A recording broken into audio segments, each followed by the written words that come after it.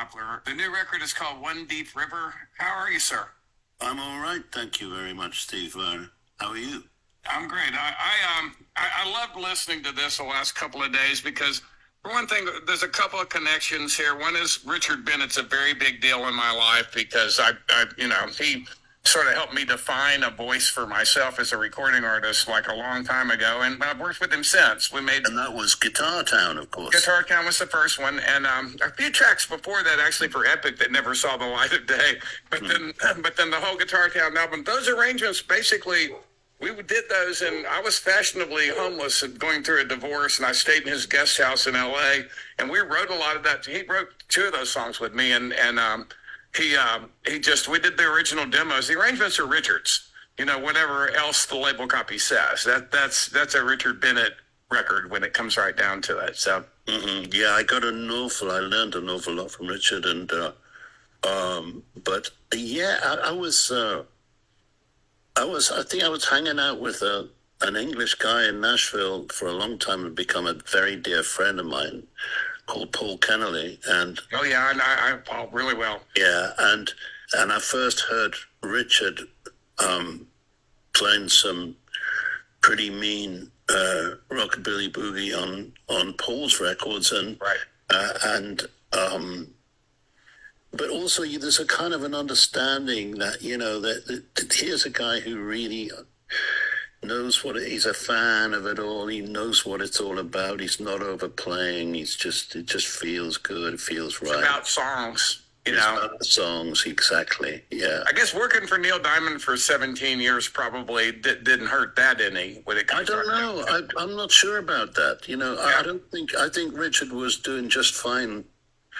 Would have done just fine, whichever path he'd taken. Oh, I think that's true too. But I mean, he had good teachers. Al Casey for one thing, and he came from Phoenix. And there's this, Dwayne Eddy, Al Casey. He knew those guys when he was a teenager, and we had Al Casey on I Feel All Right, which was the first time I worked with Richard after years after I got out of jail and started over. And if you look on the credits, it says Twang Guru Al Casey, because Al was around. He didn't play a note, but he hung out on the whole sessions. So I did get to meet him and spend some time with him. Exactly, yes. It reminds me of that title, Have Twangy Guitar, Will. Yeah. Remember that? Yeah, absolutely. Will travel. You're also a really, really great songwriter, and I'm about songs. That's what I do. And, usually God's more democratic than this. There aren't very many people that are as good instrumentally and as lyrically as you have been. And I just, I've paid attention to that the whole time I've been doing this, because you've been making records since, before I was. So. Well, I think when I was just a little fellow on the floor, I was listening to the lyrics very hard, and my mum told me that I used to listen pretty intensely and before I could talk, and so I'd be listening to the Big Rock Candy Mountain, with a great deal of pleasure. Great song. Yeah, but probably about the time I was learning to speak, because there was children's. There was good children's radio on every day, and they played a whole bunch of American records on that thing, and so I will have heard things. I didn't know what hobo was. Right. I didn't understand any of the songs in terms of a story. I didn't. But the Big Rock Candy Mountain, for instance, it got sung as a children's song when I was growing up as well, and it's really not really a children's song. It's sort of kind of snuck in there. I think it's got a very dark side to it. Well, that's right.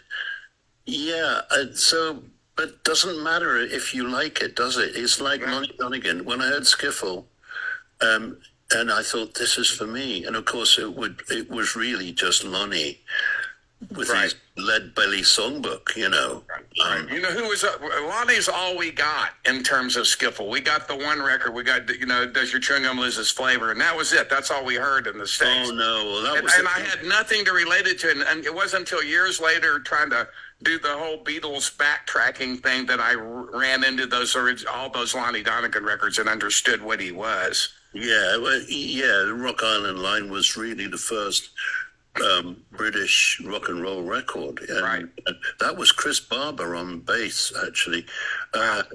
uh, on that record. But yeah, so again, not understanding any of it, Freight Train and those kind of songs, Nancy Whiskey, the really early, well, I suppose they were country. You would call them country and western records, I suppose. And just the names for things, got all mixed up. And then to make it perfect later on, of course, Ray Charles sang country, and Right. Right. hello. Yeah, I know, and it universalized it in a way and it was a big deal. We're going through it, we're still going through it here. People are trying to put all those lines between different kinds of music, and it's always been my worst enemy. And Sure. to me, it's about songs and songwriting and great playing. Were you paying attention to any of the folk music that was going on your side of the pond as that came along? Just Very much so. Yeah. I had to because I couldn't afford an amplifier. So my dad wouldn't let me have one. That's why I ended up in Yeah. coffee houses. well, let's join hands.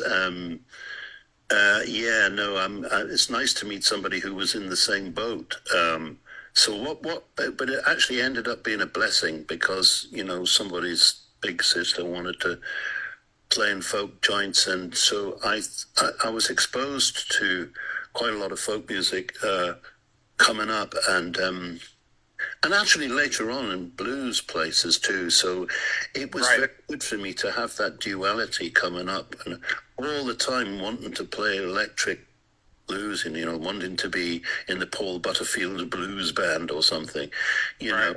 So I had this duality, this finger picking, borrowing friends' acoustic guitars, and they'd often be pretty rough guitars as well. So it's good to learn to play those too, because the actions would sometimes be pretty rough old things, and you got used to playing all kinds of instruments, and that's a reason actually why I still have a soft spot for cheap instruments. It's becomes a part of your whole makeup. Yeah, I heard that your auction recently that there were some Tesco guitars involved in that. Yeah, Tyscos, yeah. They became quite a thing for a while there. It's like Yeah, or the Drek paddles, as some people might want to call them, Yeah. But yeah, no, they're all beautiful things. To me, they're all beautiful, and I still, if there's a window with guitars in it, I'll still stop, and I still cross the road and stop and have a look, because like I always used to. Let's play something from the record. This is the first single that you guys have released. This is Ahead of the Game. This is Mark Knopfler in Outlaw Country. My guess is Mark Knopfler. I heard Dire Straits the way everybody else did and was completely knocked out. And it was funny, the effect it had around me. I was already, doing this for a living at some level. And it was about the song. The guitar playing was groundbreaking, and there's not any doubt about it. And you're saying that you played acoustic guitar for a long time before you played electric guitar. Makes perfect sense in that guitar style of yours. Yeah, So, no, I'm afraid I'd be a guitar teacher's nightmare. Richard had a guitar teacher, and he used to rap his knuckles, I think. But Richard is one romance gags, yeah. But that couldn't have worked for me. But the lyrics on Sultans of Swing was just the first thing that I heard, and then everything that came along.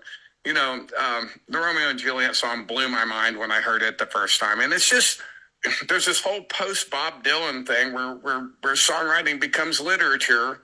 And I really believe that the lyrics elevate rock and roll to an art form. I think without that, it's kind of all cars and girls, and it doesn't become as big a deal as it did for as long as.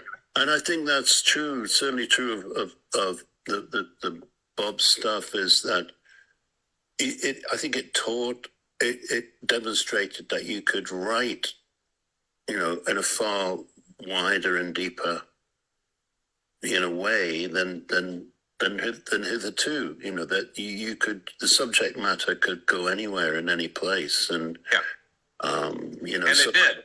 I wouldn't have been. I'm sure I never would have been able to write things that I went on to write, if it hadn't been for listening to Bob. You know, if it hadn't been spent hours around a record player listening to Desolation Row. You know, Right. we all did, because it wasn't.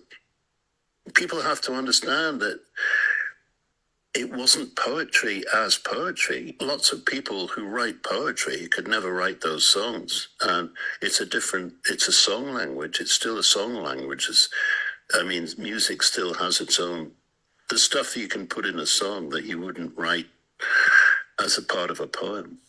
Yeah. This record is a song record. You know, this is, that's the thing about it. It does, there's stuff that's patterned after, that almost works like child ballads and very traditional folk forms on this record, which I think is really kind of interesting, because I do believe that that's where we all come from as modern songwriters. Yeah, I don't think we can. I agree with you, Steve. I don't think we can get away from it. I don't think you can get away. There's some things, at least, that I can't get away from. And exactly, even if I'm going to tell a tale about a train robbery or something. I wanted to talk about that particular song. Good. I'm glad you went there.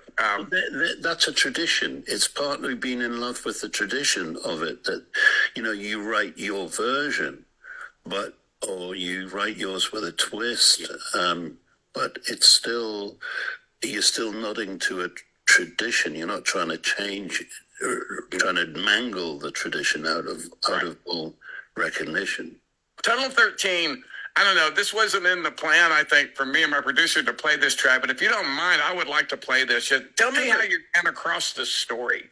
Yeah, I got to my pal Rudy in New York, and he said, "Hey, Marcus, you got to try and you got to hear these guitars made by this friend of mine, And so it was a chap who actually had begun repairing guitars in Rudy's shop in New York, and he has a workshop now in Bend, Oregon, and he makes these guitars, and his name is Arthur Boswell. And Rudy wanted me to have a Boswell, and I got a little mahogany guitar from Butch Boswell. This is Arthur, and I started playing.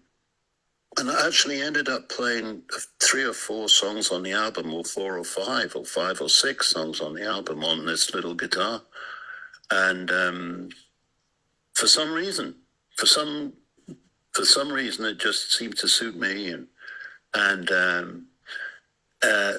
But I was reading about the woods for the guitar and the redwoods. And now, given the fact that my guitar is mahogany, Butch was it's red in color. So he was making guitars with the redwood tops, which are sequoias, the redwood trees that's so famous for the West Coast. And the railroad that went up through all those tunnels, the Union Pacific Railroad, as a lot of fans of music know, that the tunnels were made, a lot of the timbers that held up the tunnels were redwood timbers from the sequoias, and a lot of those giant sequoias were cut down. Well, they're protected now, of course. Right.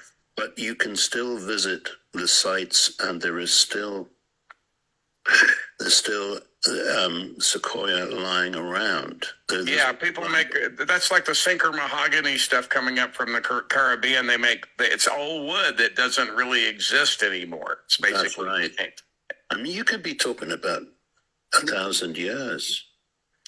Of really astonishing stuff. So there may be better things to make tops with. Alpine spruce. There may be more important woods. I don't know. I'm not a guitar builder, but anyhow, but it struck me that that I'm just reading about the history of the forests and the woods, and that I came across this story about a robbery, and so that's what got me started. And then it struck me as being that I was enjoying this, making this. I was lost in this creative act of writing this song about this. What happened in the tunnel was murder. Yeah, three brothers thought they heard a rumor that there was a lot of money on this train, and there wasn't. Yeah, there wasn't. And they ended up very brutally murdering everybody that owned the train. Which is exactly. Four good men, four innocent men were murdered. This is Mark Knopfler in Outlaw Country. This is Tunnel 13. Mark Knopfler in Outlaw Country from the new record, which is it's called One Deep River, and that's Tunnel 13. Which I'm so glad that you stumbled in on that one, because those kind of historical songs have always been important to me. This has been a blast. We'll have to do another one, Steve. We'll have to do another one. The record is basically out. It's called One Deep River, Mark Knopfler. These are really, really great songs. There's a lot of great. Oh, Greg Lease, we have that in common too. I did a record with Greg Lease. That's a great addition, and it's a great addition. It's just like he's been in the band for 25 years. You know. My guest is Mark Knopfler. The new record is One Deep River, and this is Scavenger's Yard. Thank you very much, Maestro. See you down the road someplace, I hope. Yes, thank you, Steve. I'll definitely see you down the road.